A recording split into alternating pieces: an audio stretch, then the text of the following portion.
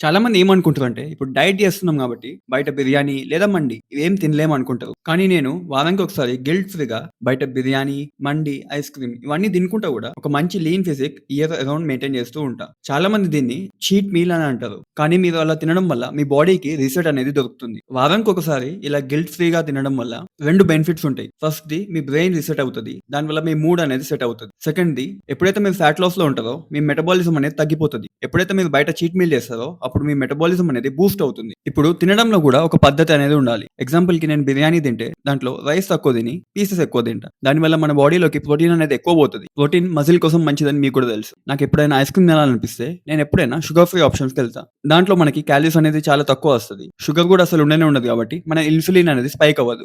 ఎప్పుడైనా గుర్తుపెట్టుకోండి, డైటింగ్ అంటే మీకు ఒక పనిష్మెంట్ లెక్క ఉండదు. దాన్ని మీరు ఎంజాయ్ చేస్తూ చేయాలి. ఇప్పుడు చీట్ మీల్ అయినాక నెక్స్ట్ డే అనేది చాలా ముఖ్యం. ఆ ఎక్స్‌ట్రా క్యాలరీస్‌ని మీరు జిమ్‌లో ఫ్యూల్ లెక్క వాడుకోవాలి. మీ బాడీలో ఎక్స్‌ట్రా క్యాలరీస్ ఉంటే మీకు ఎక్స్‌ట్రా ఎనర్జీ కూడా ఉంటది. గట్టిగా వర్కౌట్ చేస్తే క్యాలరీస్ కూడా ఎక్కువ బర్న్ అయితాయి. ఎప్పుడైనా గుర్తుపెట్టుకోండి, ఒక్క మీల్ తోటి ట్రాన్స్‌ఫర్మేషన్ ఎప్పుడు ఆగిపోదు.